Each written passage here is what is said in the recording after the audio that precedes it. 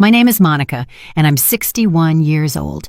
Last night, my own son hit me until I bled over a bowl of unsalted soup. While I was left on the kitchen floor wiping up my own blood with an old rag, he calmly went to his room, closed the door, and fell asleep as if nothing had happened, as if hitting his own mother were the most normal thing in the world.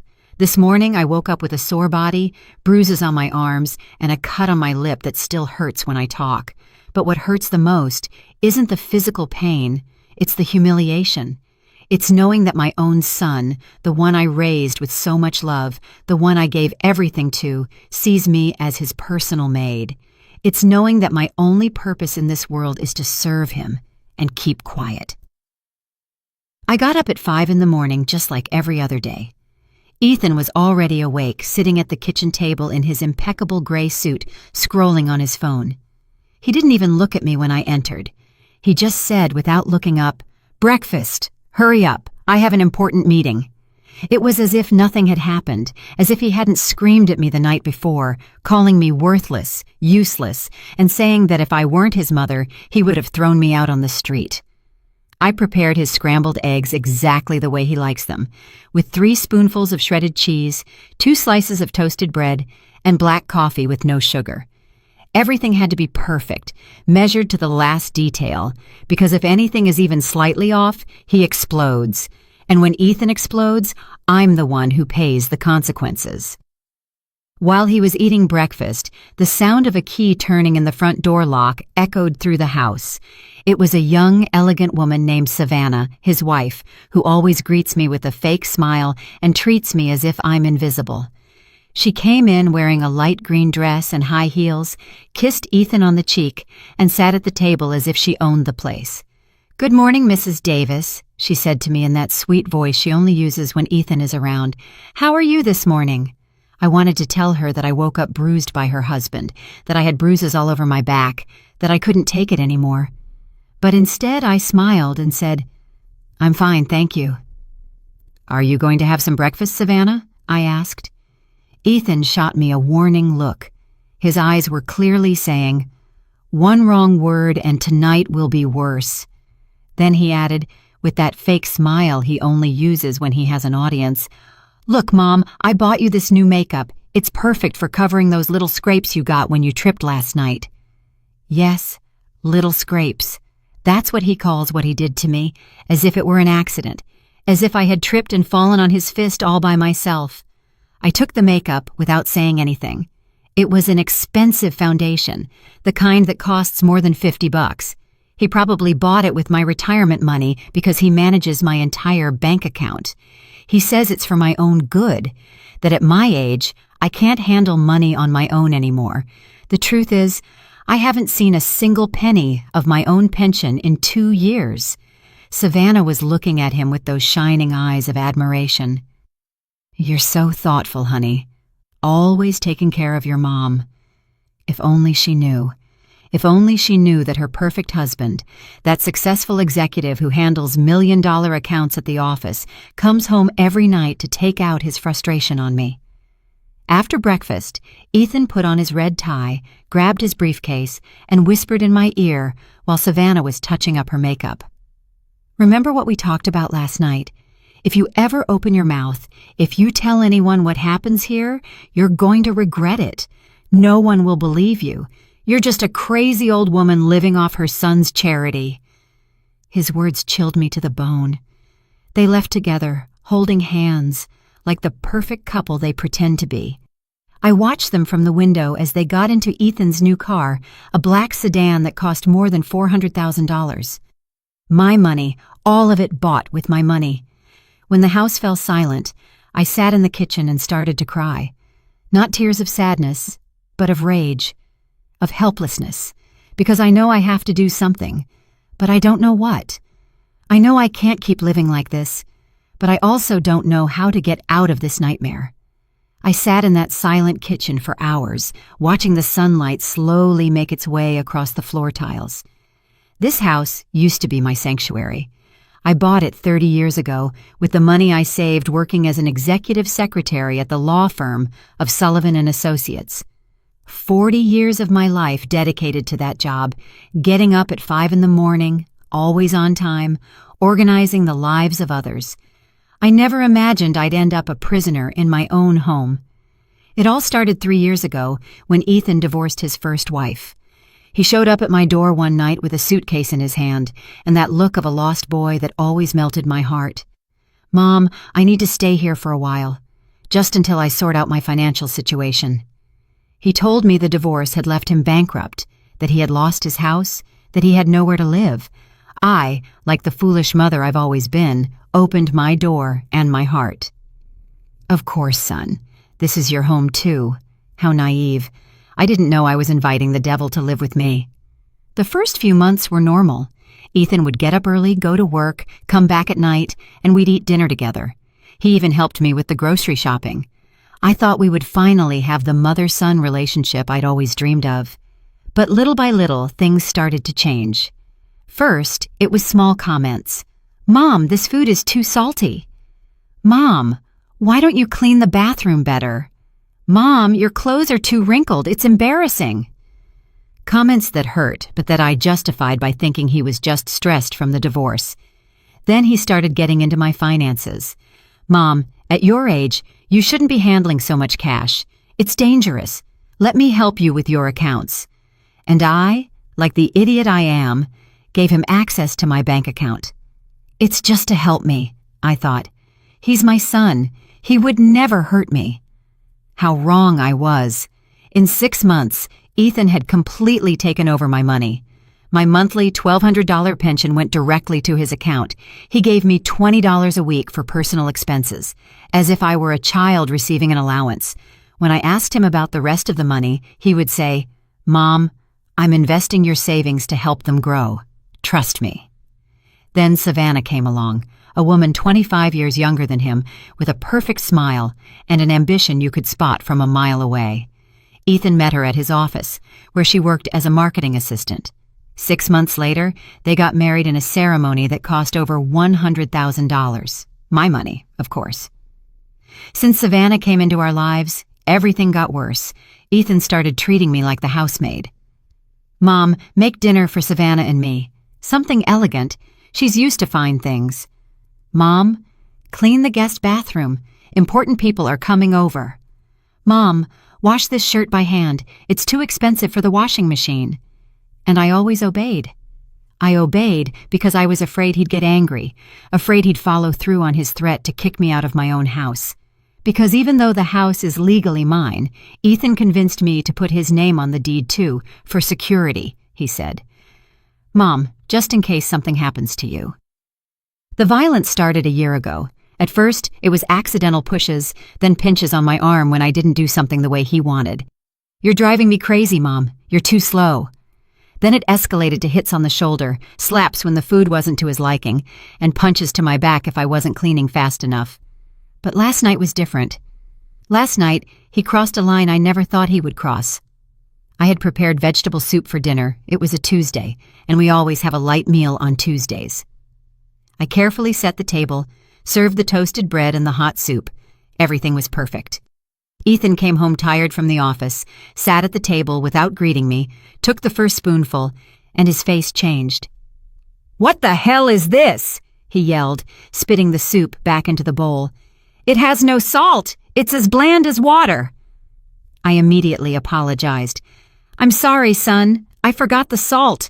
Let me add a little." But it was too late.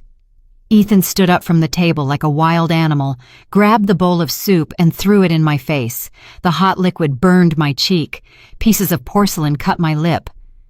"You're useless," he screamed, grabbing my arm so hard I knew it would leave a bruise. 40 years working as a secretary, and you can't even make a decent soup. You're pathetic. He shoved me against the kitchen wall. My head hit the tile, and I saw stars. But he didn't stop there. He slapped me so hard, my ear buzzed for hours. Then another one, and another one after that. "Savannah is bringing her friends over for lunch tomorrow," he told me, while I covered my face with my hands. "I want you to prepare something special, and you'd better make sure it's perfect, because if you make me look bad, if you show even one sign of how pathetic you are, I swear to God I'll kick you out of this house." Then he calmed down, as he always does after he hits me. He bent down, helped me up, and wiped the blood from my lip with a napkin. "I'm sorry, Mom," he said in a soft voice. "I just get so frustrated seeing you like this. I know you can do better. It's all for your own good, so you'll learn." And he went to sleep peacefully, as if nothing had happened. I stayed awake all night in the kitchen, cleaning up the remains of the soup and the broken porcelain from the floor. Every little piece I picked up felt like I was picking up the fragments of my own dignity. My lip was still bleeding, but it wasn't just physical pain I was feeling anymore. It was something deeper, something darker. It was the realization that my own son, the person I loved the most in this world, had become my tormentor. As I cleaned, I started to remember how we got here. Ethan wasn't always like this. When he was a boy, he was sweet and affectionate. His father left us when he was 8 years old, and from then on it was just him and me against the world. I worked double shifts for years to give him everything he needed. I put him in the best private school I could afford. I bought him designer clothes, paid for piano lessons, English lessons, anything he asked for. Maybe that was my mistake. Maybe I spoiled him so much that he never learned the value of respect, of effort, of real love. I always gave him everything on a silver platter without asking for anything in return. And now, 35 years later, I'm the one paying the consequences for my decisions. At dawn, I heard his footsteps coming down the stairs. My heart started to beat fast, as it always does when he's near. It's incredible how a person can live in a constant state of alert in their own home. He came into the kitchen already dressed in his black suit, checking his phone as he did every morning. This time, he didn't even ask for breakfast. He just sat and waited for me to serve it to him. I prepared his scrambled eggs, his black coffee, his 2 slices of toasted bread, all in absolute silence. He ate while answering emails, as if I were invisible. At 7:30, Savannah arrived. This time she was wearing a tight yellow dress and high heels that echoed on the floor like hammer blows. She looked radiant, as always. I wonder if she ever notices the bruises I have, the marks on my arms, the way I flinch every time Ethan raises his voice. "Good morning, Mrs. Davis," she said to me with that plastic smile. "How are you feeling today?" "Fine, thank you." I lied as always. "Are you going to have some breakfast?" "Just a coffee, please," she said. A light one with artificial sweetener. As I was serving her coffee, I noticed her observing me out of the corner of her eye. Her eyes stopped on my swollen lip, on the bruise peeking out from the collar of my blouse. For a moment, I thought she might say something, that she might ask what had happened to me, but instead, she simply looked away and went back to her phone. Ethan finished his breakfast and looked at me intently. "Remember what I told you last night, Mom? Savannah is bringing 3 of her friends over for lunch. I want you to prepare something special. Seafood pasta, Caesar salad, desserts, and buy some white wine. The good stuff, not that cheap garbage you're used to buying." He gave me 3 $20 bills as if it were a great generosity. $60 to prepare a lunch for 5 people with what he spends on a single shirt. "And one more thing," he added, leaning in to whisper in my ear while Savannah wasn't looking. "Put on that makeup I bought you. Cover those marks well. If any of her friends ask anything strange, if they make any comment about your appearance, you're going to regret it. Do you understand me?" I nodded, feeling my hands tremble slightly. He smiled, kissed my forehead like the perfect son he pretends to be, and they left together. As soon as the door closed, I collapsed into a kitchen chair. $60 for an elaborate lunch. Fresh seafood costs at least $30 a pound. The good wine? Another 20. How am I supposed to work miracles with so little money? But it wasn't just the money that was distressing me. It was the pressure of having to act normal in front of Savannah's friends, of pretending to be the happy mother-in-law of a perfect family, when the reality is that I'm an abused woman in my own home. I looked at myself in the bathroom mirror and hardly recognized myself. My lip was swollen and purple. There was a small cut at the corner of my mouth. My eyes were red and puffy from all the crying. The bruise on my neck looked like a dark stain spreading toward my collarbone. I opened the makeup that Ethan had given me. It was an expensive imported brand of foundation, the kind that elegant women like Savannah use every day. I started applying it carefully, covering every mark, every bruise, every piece of evidence of what really happens in this house. As I put on my makeup, I couldn't help but think about all the times I had done this before. How many mornings I had woken up to hide bruises, to invent excuses about falls and accidents. I tripped on the table, the closet door slipped out of my hand. I fell down the stairs, one lie after another, to protect my son's reputation. I went out to do the shopping with my list in hand and my perfectly made-up face. At the supermarket, I tried to stretch those $60 as far as I could. I bought frozen shrimp instead of fresh prawns, the cheapest brand of wine that wasn't terrible, pasta on sale, every single penny counted. As I waited in line to pay, an older woman approached me. It was Clarice, my next-door neighbor, a widow in her 60s who has always been kind to me. "Hello, Monica," she said with a warm smile. "How are you doing, dear? I haven't seen you in the yard lately." "Hello, Clarice," I said. "I'm fine, thanks. I've just been really busy with stuff around the house." She looked at me intently, and I noticed her eyes linger on my lip despite the makeup. "Did you hurt your mouth?" she asked with genuine concern. My heart started to race. "No, it's nothing," I lied. "I just bumped into the closet door last night. You know how clumsy I am." Clarice frowned but didn't push it. "Well, if you ever need anything, you know where I live. I'm always home in the afternoons." Her words went straight to my heart. It had been so long since anyone had offered me genuine help, since anyone had treated me with true kindness. For a moment, I wanted to tell her everything, to beg for her help, to confess the nightmare I was living. But Ethan's voice echoed in my head. "If you ever open your mouth, if you tell anyone what happens here, you're going to regret it. No one will believe you. You're just a crazy old woman living off her son's charity." "Thank you, Clarice," I said simply. "You're very kind." I went back inside and started cooking like a madwoman. I had to have everything ready by noon when Savannah and her friends arrived. I cleaned the house from top to bottom, set the table with the good china, and arranged flowers in the center. Everything had to be perfect. While I cooked, I couldn't stop thinking about what Clarice had said. "If you ever need anything, you know where I live." Did she suspect something? Had she heard the screaming that came from my house at night? At 11:30, my phone rang. It was a number I didn't recognize. "Mrs. Davis?" a man's voice asked. "Yes, this is she." "This is the accountant from your son Ethan's company. We need to speak with you urgently about some discrepancies in the accounts. Could you come to the office this afternoon?" My heart stopped. Discrepancies. "I don't understand." "I'd rather not discuss this over the phone, Mrs. Davis. Can you come at 3 this afternoon? It's very important." I hung up, my hands trembling. What could Ethan have done at work? Why were they calling me?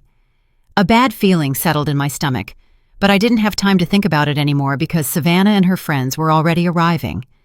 The doorbell rang at exactly 12 o'clock. I took a deep breath, touched up my makeup one last time, and went to open the door. There was Savannah with her 3 friends, all dressed as if they were going to a fashion show. Expensive dresses, designer purses, shoes that cost more than my monthly pension. "Hello, Mrs. Davis," Savannah said in that sweet voice she saves for special occasions. "Let me introduce you to my friends. This is Beatrice. She works in human resources. This is Brenda from the marketing department, and this is Evelyn from legal." My heart nearly stopped when I heard Evelyn's name. It couldn't be a coincidence. I looked at her closely, and sure enough, it was her, Evelyn Brooks, my younger sister, whom I hadn't seen in more than 2 years. Evelyn looked at me with the same surprise, but we both played it cool. She has always been smarter than me, more cunning. She immediately understood that something strange was going on, especially when she saw my made-up face and my nervous demeanor. "It's a pleasure to meet you, Mrs. Davis," she said to me formally, as if she didn't know me. "Your daughter-in-law has told us so much about you." I invited them into the dining room, where I had put out my best tablecloth, the china I inherited from my mother, and the crystal glasses I only used for special occasions. Everything looked elegant, just as Ethan had demanded. I served lunch trying to keep my hands steady. The shrimp pasta had turned out well, despite the limited budget. The Caesar salad looked fresh. The bread was warm. I even managed to prepare a simple tiramisu for dessert. The women ate and talked about work, their lives, and their plans for the weekend. I went back and forth from the kitchen, serving more wine and clearing plates, like the perfect hostess I was supposed to be. But Evelyn's eyes never left me. I knew that look. It was the same one she used when we were kids, and she knew I was hiding something. Throughout the meal, she observed me discreetly, studying my every move. "The food is delicious," Beatrice commented. "Did you cook all of this yourself, Mrs. Davis?" "Yes, I love to cook," I replied with a forced smile. "It's a pleasure when it's for such lovely people as yourselves." "How lucky Ethan is to have such a dedicated mother-in-law," Brenda added. "It's hard to find women who are so devoted to the home these days." Savannah smiled proudly. "It's true. Mrs. Davis always takes care of everything. It's like having a housekeeper, but better because she does it with love." Her words stung me like daggers, but I kept my smile. A housekeeper. That's what she thought of me. Not a mother, not a person with rights and dignity, but a free servant. Evelyn cleared her throat. "And what did you do before, Mrs. Davis? Were you always a homemaker?" I paused, feeling a little pride for the first time in a long time. "I worked for 40 years as an executive secretary at the law firm of Sullivan and Associates. I retired 3 years ago." Evelyn's eyes lit up. Sullivan and Associates was one of the most prestigious firms in the city, where she had worked as an intern during her law studies.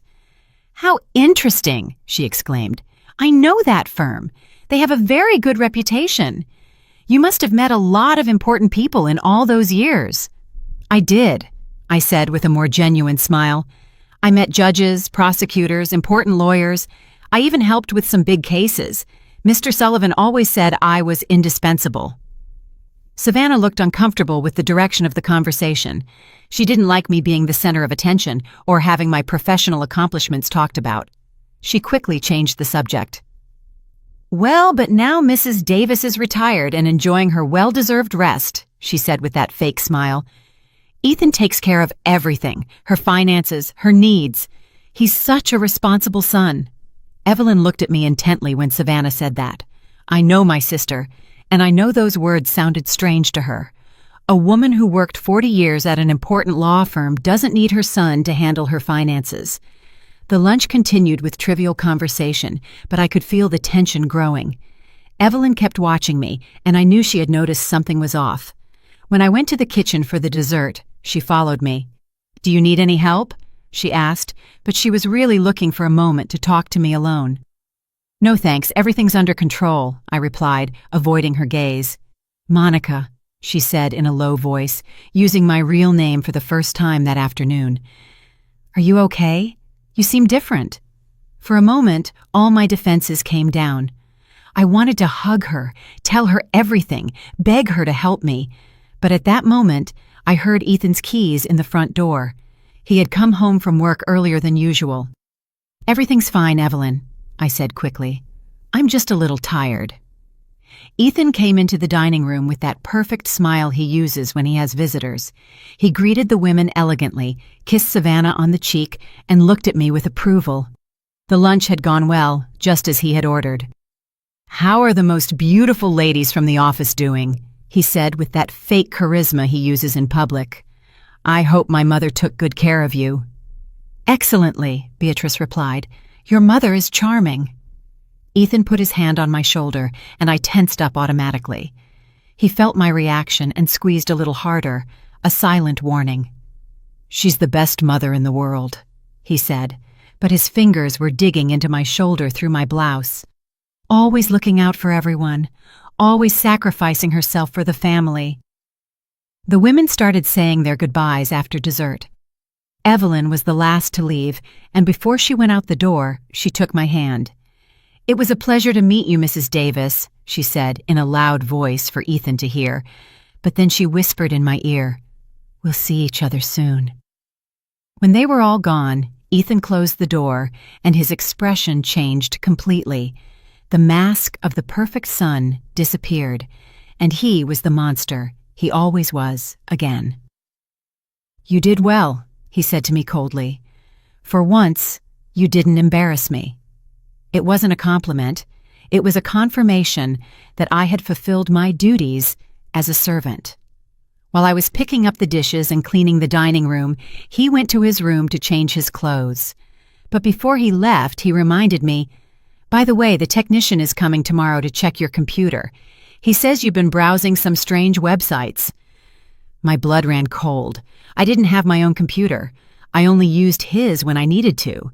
And the only strange things I had looked up lately were websites about domestic abuse, shelters for battered women, and helplines. He knew I had been looking for information.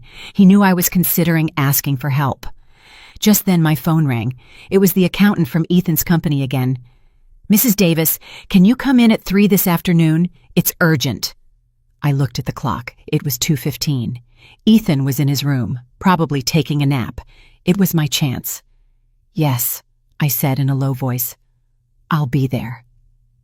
I grabbed my keys, my purse, and quietly left the house. I didn't know what was waiting for me at that office, but I had a feeling my life was about to change forever.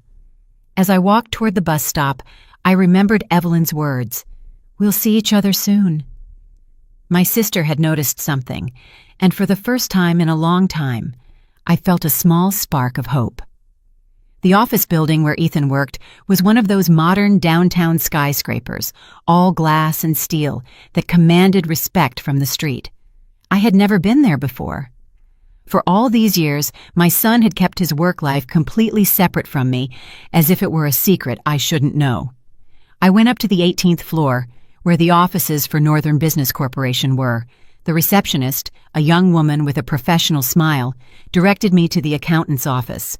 My heart was beating so fast I thought everyone would hear it. "Mrs. Davis!" A man in his 50s with glasses and a formal suit greeted me. "I'm Adrian Castillo, the general accountant for the company. Thank you for coming so quickly." I sat in front of his desk trying to seem calm, although I was trembling inside. His eyes held a seriousness that made me even more nervous. "Ma'am, I need to ask you some questions about your bank account," he began, opening a folder full of documents, specifically about some movements we've detected in the last few months. "I don't understand," I said with a trembling voice. "What does my account have to do with the company?" Adrian looked at me with a mix of pity and concern. "Mrs. Davis, we have discovered that your son Ethan has been using company funds to make transfers to your personal bank account, transfers that are then withdrawn from your account." I felt as if I had been hit in the stomach. That can't be true. Ethan is an exemplary employee. He would never do something like that. "I'm afraid he has," Adrian said, showing me a series of documents. "In the last 6 months, he has diverted more than $50,000 of corporate funds. The money first appears in his personal account, but immediately after, it's transferred to the account he shares with you." My world collapsed. $50,000. My son wasn't just physically abusing me, he was using me as an unwitting accomplice in his thefts. "But I didn't know anything," I said desperately. "He manages my entire bank account. I don't authorize any transfers." "We know," Adrian said gently. "That's why I called you before proceeding legally. We need you to file a formal complaint for the misuse of your bank account. It's the only way to clear your name in this matter." I felt nauseous.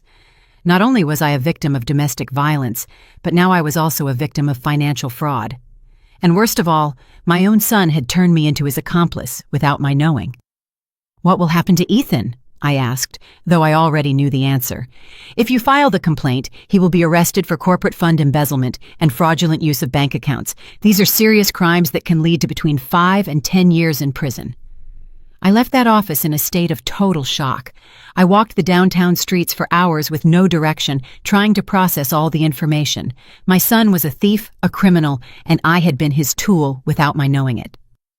When I finally got home, it was 6 in the evening. Ethan was in the living room watching television, as if it were a normal day. When he saw me come in, he looked at me with that expression of superiority he always used. "Where have you been?" he asked in an accusatory tone. "I got home from work and you weren't here. The house was a mess after lunch. For the first time in years, I looked him directly in the eyes without lowering my gaze. I was at your office. His expression changed immediately. The mask of control cracked for a second, and I could see the fear in his eyes. What did you say? I was at your office, Ethan. I spoke with the accountant. I know what you've been doing. He got up from the couch slowly, like a predator preparing to attack. I don't know what you're talking about, Mom. I think you're confused. $50,000, I said, feeling my voice grow firmer. $50,000 you've stolen from your company using my bank account. Ethan approached me, and for the first time in a long time, I didn't back away. Something had changed inside me that afternoon. Maybe it was knowing that I wasn't alone, that there were other people who knew the truth. Listen to me, you stupid old woman, he said in a low, threatening voice. You have no idea what you're saying. That money is mine by right. You owe me for everything I've invested in you over these years. The food you eat, the roof over your head, the clothes you wear. With my own money, I replied. My pension, my savings, the money I earned working for 40 years. He grabbed my arm, but this time I didn't stay quiet. Let go of me! I screamed with all the strength I had. He was so surprised by my reaction that he actually let go. For 3 years, I had been his silent victim, and now for the first time, I was screaming at him. You're crazy, he said, but his voice didn't sound so confident anymore. No one will believe you. You're a senile old woman who doesn't even know what she's saying. The accountant believed me, I told him. The documents speak for themselves. The transfers are registered. Everything is documented. Ethan was silent for a few seconds, processing the information. Then his expression hardened even more. If you open your mouth, if you file any kind of complaint, I swear I'll destroy you. He threatened me. This house is also in my name. I can kick you out on the street tomorrow, and without my help, without my money, you'll die alone like a dog. But for the first time, his threats didn't terrify me. There was something different in me, a strength I didn't know I had. I'm not afraid of you anymore, Ethan, I told him, and as I said it, I realized it was true. For the first time in 3 years, I'm not afraid of you. He raised his hand to hit me, but just at that moment, the doorbell rang. It was Clarice, my neighbor. Monica! She was yelling from outside. Monica, is everything all right? I heard screaming. Ethan slowly lowered his hand. He couldn't hit me with a witness nearby.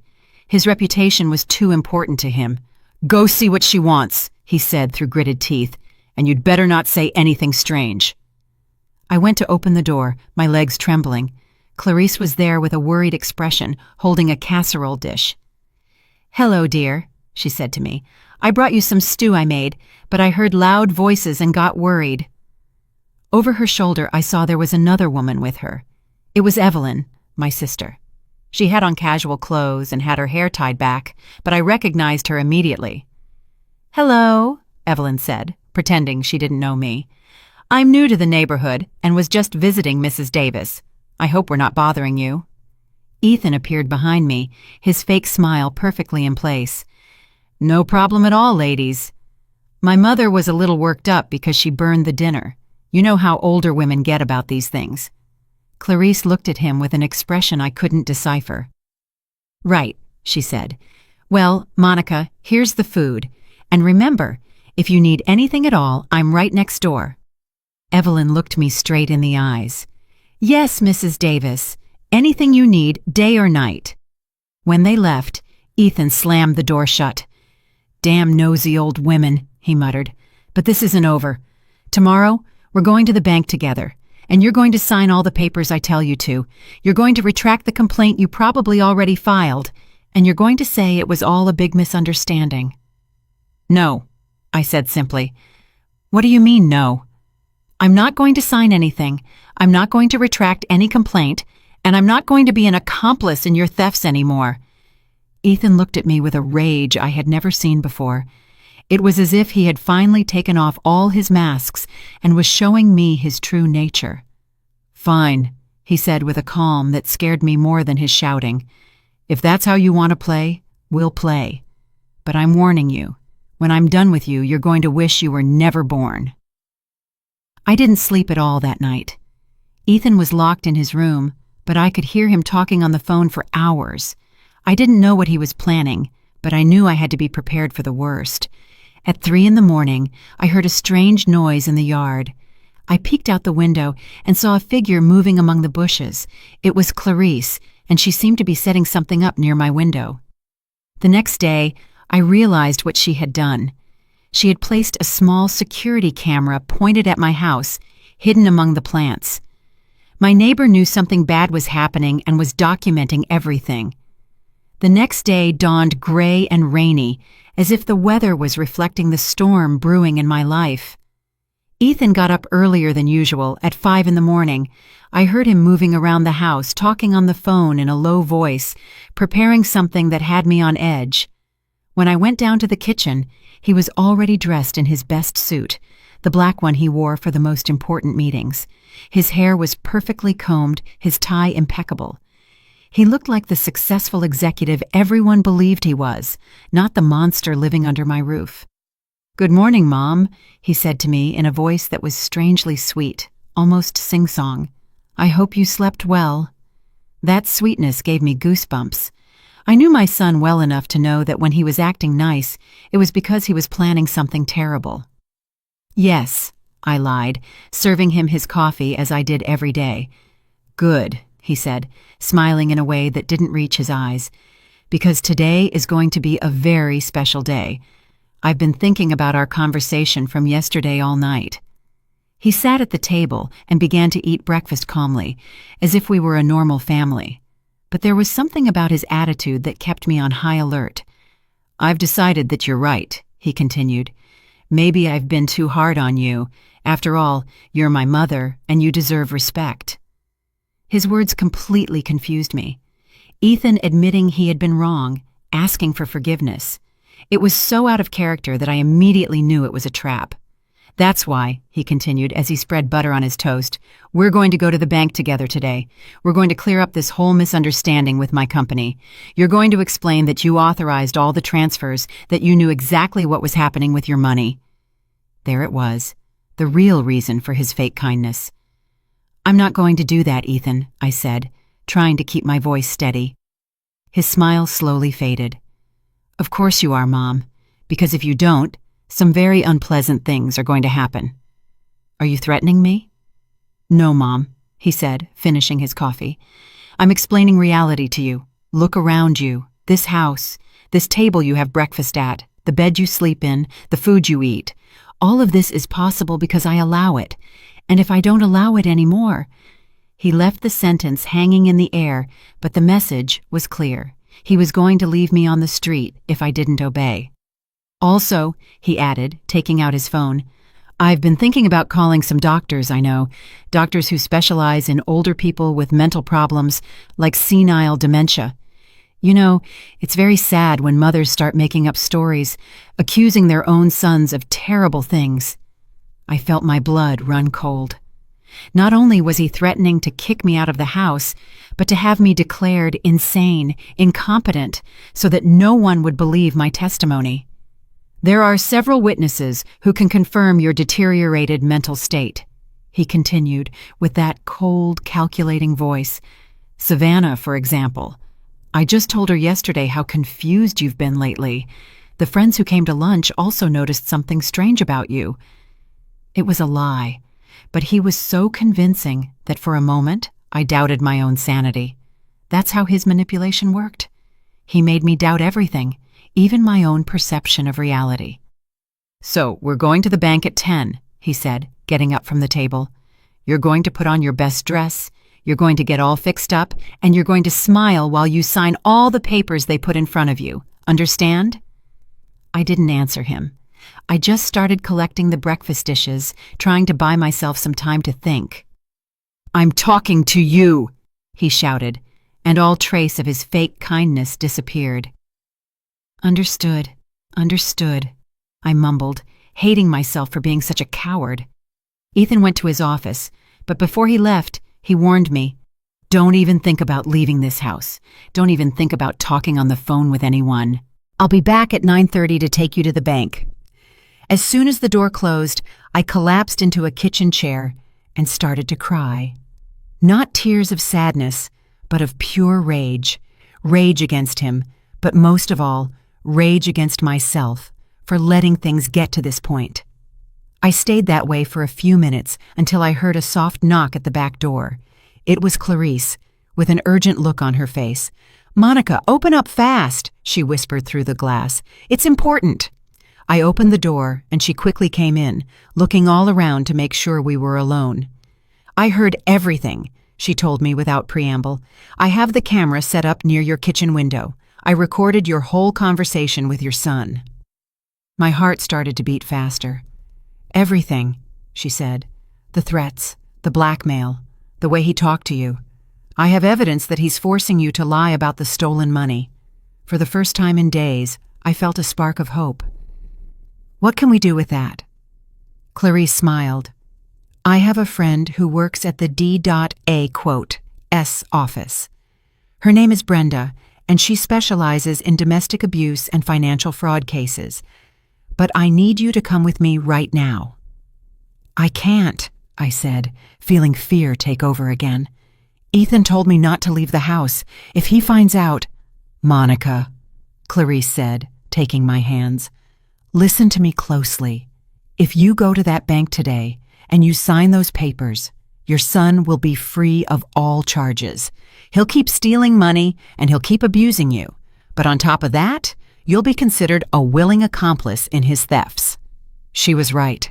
If I signed those papers, not only would I lose my dignity, but I would also become a criminal in the eyes of the law. "But if I don't go," I said with a trembling voice, "he'll follow through on his threats. He'll kick me out of the house. He'll say I'm crazy.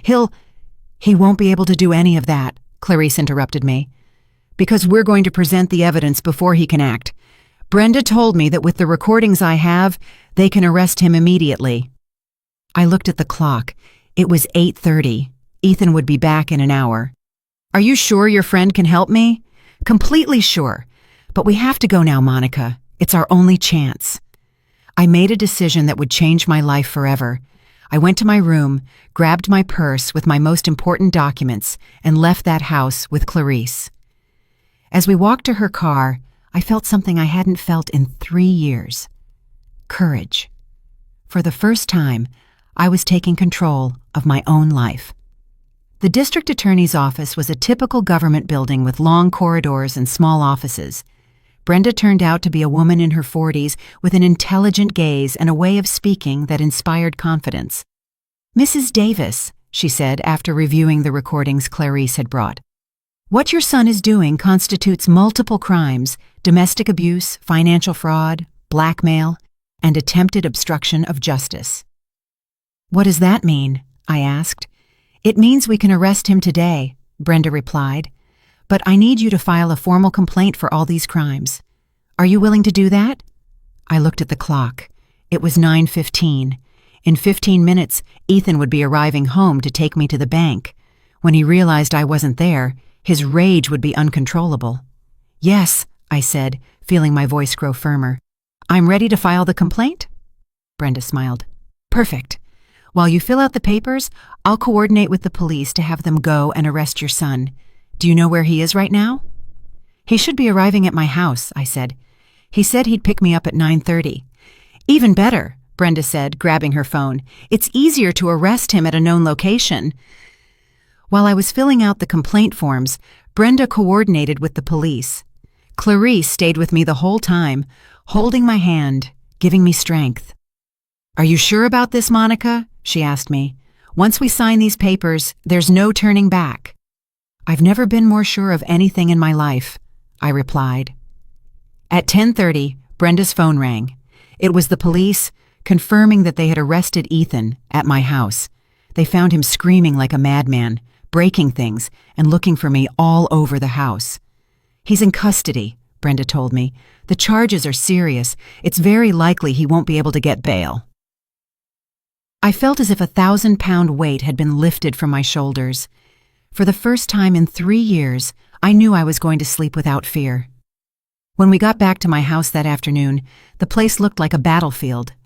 Ethan had destroyed practically everything in his path before the police arrested him. The couch cushions were torn. There were broken dishes all over the kitchen floor, and the family photos that hung on the walls were in pieces. "My God," Clarice whispered, looking at the destruction. "How could he do all this in such a short time?" I knew the answer.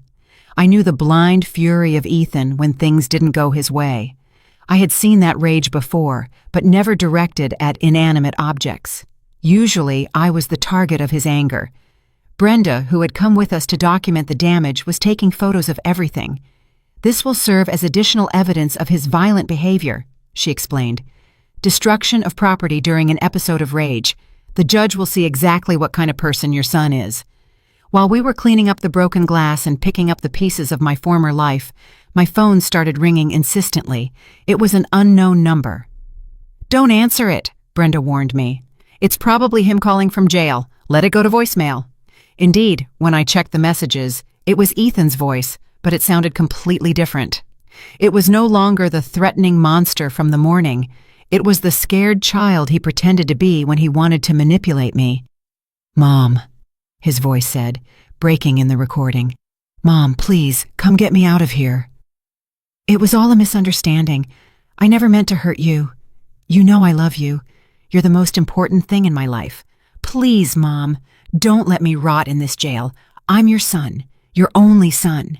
He had left 5 similar messages, each one more desperate than the last. In the last one, he was even crying. "It's part of his manipulation strategy," Brenda explained to me. "First, violence and threats. Now, victimhood and guilt. It's a typical pattern in abusers." Even though I rationally understood what was happening, hearing my son cry broke my heart. For 35 years, he had been my baby, my reason for living. It was hard to separate the monster he had become from the boy he once was. "Are you okay?" Clarice asked, noticing my expression. "It's complicated," I admitted. "I know I did the right thing, but he's still my son." That night, Clarice insisted that I stay at her house. "Your house isn't safe right now," she told me. "Ethan has friends, and maybe even Savannah. Someone might come looking for revenge." She was right. In the voicemails, Ethan had mentioned that Savannah was handling things from the outside. I didn't know exactly what that meant, but I was afraid to find out. Clarice's house was small but cozy. It had a guest room with a twin bed and a small desk. "It was my daughter's room before she got married," she explained. "Now it's yours for as long as you need it." For the first time in 3 years, I went to bed without fear. I didn't have to worry about Ethan's footsteps in the hallway, his late-night screaming, or waking up to punches. It was a strange, almost unsettling feeling. Peace can also be scary when you're not used to it. The next day, Brenda called me early with news. "Ethan's bail hearing is today at 2 in the afternoon," she informed me. "The judge will decide if he can be released from jail while he waits for his trial." "What are the chances he'll be released?" I asked, feeling fear return. "With the evidence we have, very slim, but I need you to come and testify at the hearing. Your testimony will be crucial for the judge to understand the danger he poses." The hearing was in a small courtroom. Ethan was sitting at the defense table, wearing an orange jumpsuit. When he saw me come in, his expression changed completely. He was no longer the repentant child from the voicemails. He was pure, contained rage. Savannah was sitting in the public benches, elegantly dressed as always, but she looked haggard, as if she hadn't slept in days. When our eyes met, I saw something in her eyes that surprised me: shame. The judge was an older man in his 60s with a serious but fair look. He reviewed all the documents before beginning. "Mrs. Davis," he said to me when it was my turn to testify, "tell me in your own words what you have been living through in your home for the last few years." I took a deep breath and began to speak. I told them about the beatings, about the control over my money, about the threats, about the constant humiliation. My voice broke at times, but I kept talking. When I mentioned the $50,000 he stole, I saw Ethan tense up in his seat. His lawyer, a young man in an expensive suit, tried to object constantly, but the judge silenced him. "And what did your son tell you yesterday morning regarding your testimony?" the judge asked. "He threatened to have me declared mentally incompetent if I didn't lie for him. He told me he would kick me out on the street and that I would be left with nothing." The judge reviewed the recordings Clarice had made. He listened to them in their entirety with headphones while the whole courtroom waited in silence. "Mr. Ethan Davis," the judge said when he was done, "the evidence presented shows a clear pattern of domestic abuse, financial fraud, and witness intimidation. Considering the seriousness of the charges and the risk you pose to the victim, your request for bail is denied. You will remain in custody until the date of your trial." Ethan exploded. "This is an injustice," he shouted, standing up. "That crazy old woman is making everything up. I'm a respectable citizen. I have rights." The guards had to hold him as he continued to scream. "You're going to regret this, Mom. When I get out of here, I'm going to make you pay for every day I spend in this jail." His threats echoed throughout the courtroom, confirming exactly what I had testified about his violent character. After the hearing, Savannah approached me in the courthouse hallway. "Mrs. Davis," she said in a trembling voice, "I need to talk to you." Brenda and Clarice tensed up, but I signaled to them that I was okay. "What do you want, Savannah?" I asked her. "I want to apologize," she said, and for the first time since I had known her, her voice sounded genuine. "I knew something wasn't right in that house. I heard screaming. I saw your bruises. I noticed how you flinched every time he raised his voice." "Then why didn't you ever say anything?" I asked. "Because I was scared," she admitted. "Ethan had threatened me too. He told me that if I ever betrayed him, he would destroy my career, my reputation, and I was a coward. I let you suffer alone because I was afraid of losing my comfortable life." Her eyes filled with tears. "When they arrested him yesterday, I found documents in his home office. He hadn't just been stealing money from his company. He had also been stealing from my personal account. We've been married for 2 years, and I never realized he was a fraudster." "What are you going to do now?" I asked her. "I'm going to file for divorce immediately," she said with determination, "and I'm going to testify against him at his trial. I've already spoken with a lawyer. I want to collaborate with the D.A. S office to make him pay for everything he did to us." When we left the courthouse, I felt something I hadn't experienced in years: genuine hope. Not only had I managed to escape from my son, but now I had allies in my fight for justice. That afternoon, as we walked back to Clarice's house, Brenda gave me more good news. "The company where Ethan worked wants to reach an agreement," she informed me. "They're willing to not press additional charges against you if you cooperate by returning the stolen money. Also, as an acknowledgement that you were a victim of fraud, they're going to pay you a compensation of $20,000. $20,000. It was more money than I had had available in the last 3 years. "What about my house?" I asked. "Ethan said it was in his name too." "We checked the documents," Brenda said, smiling. "Your son lied. The deed is still only in your name. He forged some papers, but legally, the house is completely yours." For the first time in a long time, I started to see a possible future. A future where I could live without fear, where I could make my own decisions, where I could be the owner of my own life. But I also knew that Ethan wasn't going to give up easily. His threats at the hearing had been clear. This war was just beginning. 3 weeks after Ethan's arrest, my life had completely changed, but not in the way I expected. Although I was physically safe at Clarice's house, psychologically, I was still his prisoner. I had developed a constant paranoia that kept me awake most nights. Every noise made me jump. Every car that stopped in front of the house made me run to the window.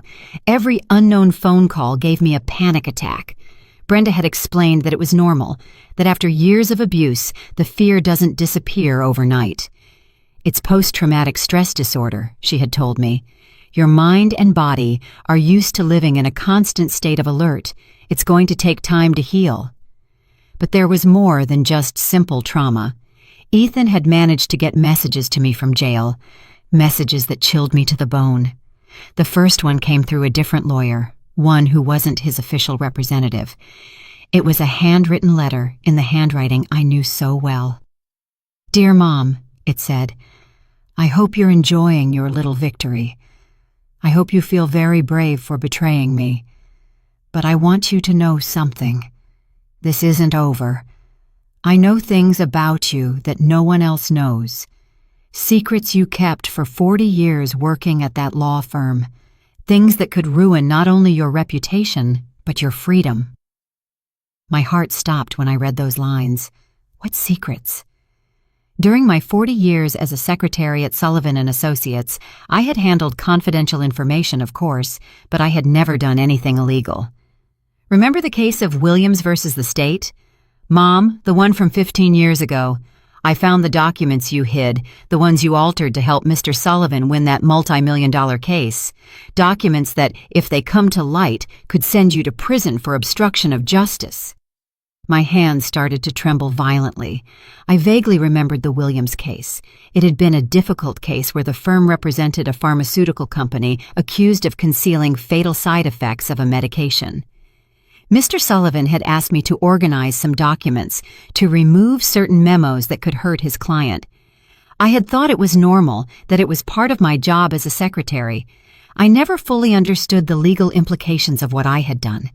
But Ethan was right. I had technically altered evidence in a court case. I have copies of everything, Mom. And if you don't drop the charges against me, if you don't come and publicly apologize for your lies, those documents are going to end up in the D.A. quote, S hands. Imagine the headlines: 61-year-old secretary arrested for complicity in covering up drug deaths. The rest of the letter detailed exactly how he was going to destroy my life if I didn't obey. He had media contacts. He knew journalists who would pay well for a story of judicial corruption. My photo would be in all the newspapers. My name would be forever associated with a scandal. When Clarice found me crying with the letter in my hands, she immediately called Brenda. "This is clear blackmail," Brenda said after reading the letter. "But we need to know if his threats have any basis. What exactly do you remember about the Williams case?" I told her everything I remembered, including the instructions Mr. Sullivan had given me about reorganizing the documents.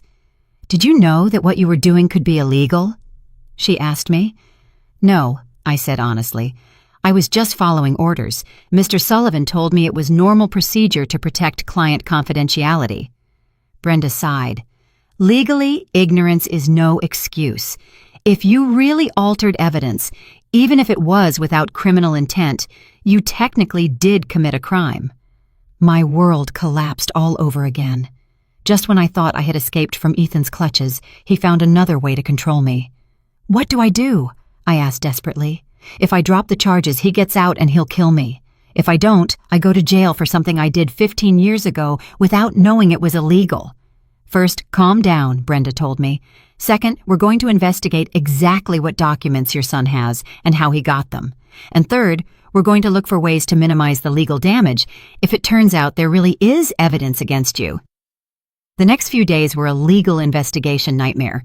Brenda worked with a team of lawyers specializing in old cases to review the entire Williams case file. Meanwhile, I lived in a constant state of terror, waiting for them to come and arrest me at any moment. Clarice was my salvation during those dark weeks. Not only did she give me refuge in her home, but she became the sister I never had. Every night she would sit with me while I cried, make me chamomile tea to help me sleep, and constantly remind me that I wasn't alone. "No matter what happens," she would tell me, "we're going to face it together. You're no longer that scared woman who lived under her son's terrorism." But I felt exactly like that scared woman. Ethan had achieved what he wanted. He had returned me to the state of fear and hopelessness that had been my life for 3 years. A week later, the second letter arrived, even crueler than the first. "I see you haven't learned your lesson, Mom. I see you still think you can defy me. That's fine. Now everyone is going to find out what kind of person you really are." Along with the letter, there was an envelope with photographs. Photographs of documents, indeed. Internal memos from the firm of Sullivan & Associates with my handwriting on them, where I had written notes in the margins, dates that had been altered, and pages that were missing from original files. These photos are going to be in the newspaper tomorrow night if you don't come and visit me in jail before Friday. You'll come alone, without lawyers, without witnesses, and you'll bring a signed letter asking to drop all the charges against me because it was all a misunderstanding caused by your mental deterioration. My mental deterioration, that accusation that chilled my blood all over again. If you don't come, not only will these photos be in the newspapers, but you'll also see the recordings. Recordings? What recordings? Did you think I didn't know you had cameras installed in the house? Mom, did you think I was that stupid? I have recordings too. Recordings of you accepting cash from clients at the firm. Money you never reported as income. Tax evasion, Mom. Another 15 years in prison. This time, it wasn't just blackmail. It was all-out psychological warfare. Ethan had been preparing for this situation for months, maybe years. He had collected evidence, planned every move, and anticipated my rebellion. When Brenda read the second letter, her expression became very serious. Monica, I need you to tell me the complete truth about your time at the firm. Anything you might have done, any irregular situation, any money you received outside of your salary. I told her about the cash Christmas bonuses that Mr. Sullivan gave me every year, money I never declared because I thought they were personal gifts. I told her about the times when grateful clients had given me cash tips for special services, money I also never reported because I didn't know I had to. In total, she asked, how much money are we talking about over 40 years? Maybe $1,000, I said with shame. Brenda quickly calculated. With interest and penalties, we'd be looking at a tax debt of about $40,000. But the most serious thing was that it was technically tax evasion. My son had built a perfect trap. If I reported him, he would destroy me with evidence of my own mistakes. If I didn't report him, he would remain free to abuse me and steal money. There's a third option, Brenda said, after thinking for a long time. An option neither of you will expect. We get ahead of him. We voluntarily confess all your mistakes before he can use them as blackmail. And we use that confession to show that your son is a master manipulator who exerts psychological control over his victims, even from jail. It was a risky gamble. It meant publicly admitting I had committed crimes, facing possible legal consequences, and exposing myself to public humiliation.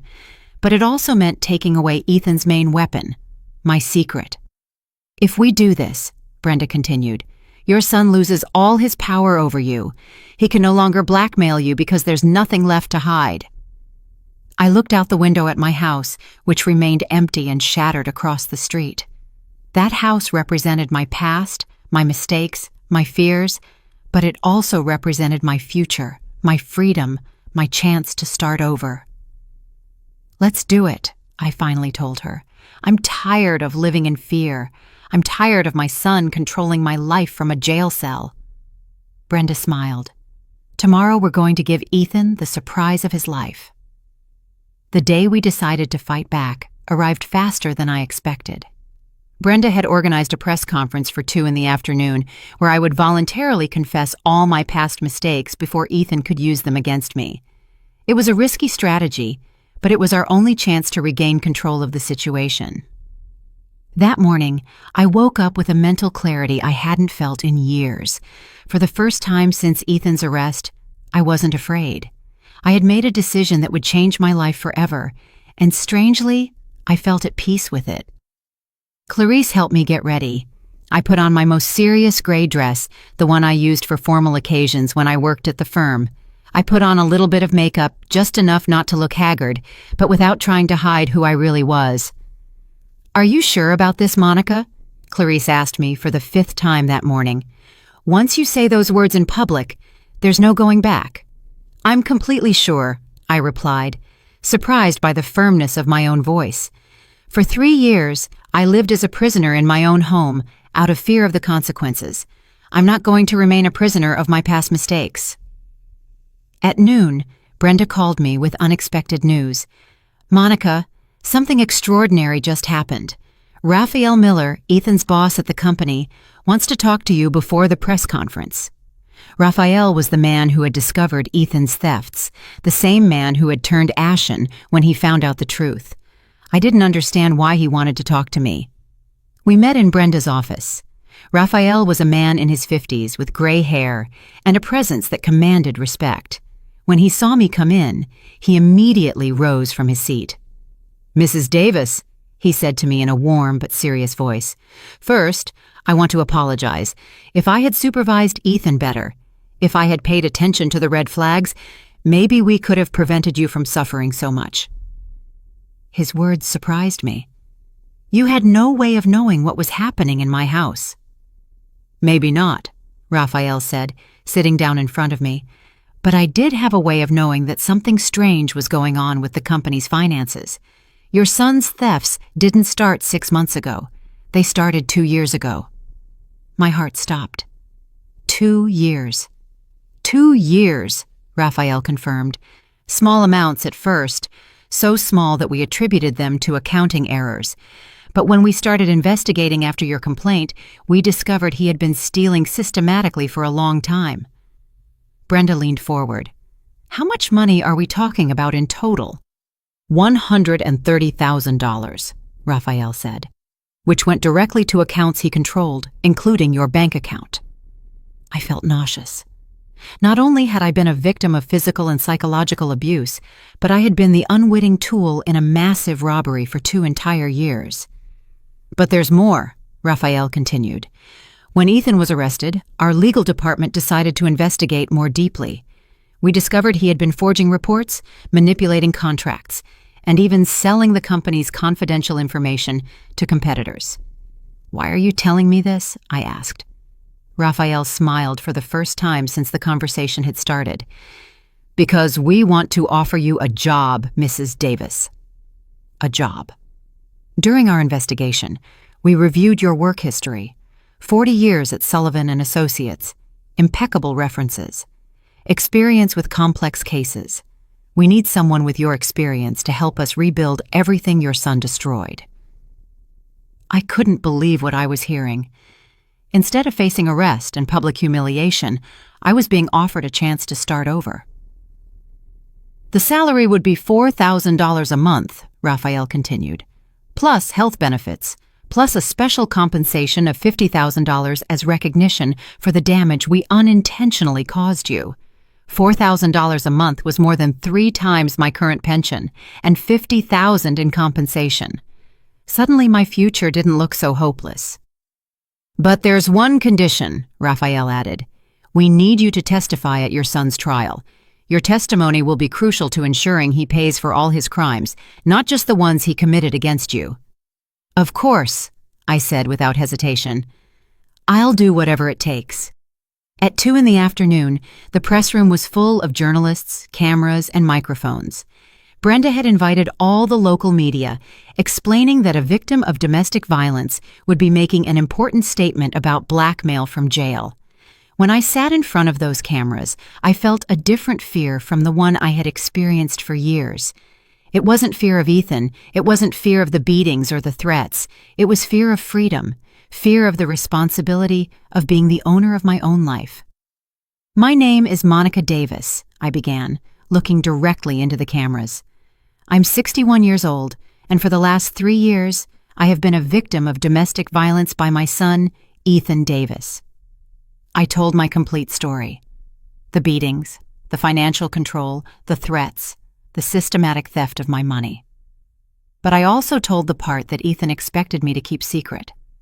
"During my 40 years working as a secretary at the law firm of Sullivan and Associates, I made mistakes," I said, feeling my voice grow firmer with each word. Mistakes that I didn't know were illegal at the time, but that I now recognize as such. I explained the Williams case, the altered documents, the unreported money, everything. I held nothing back.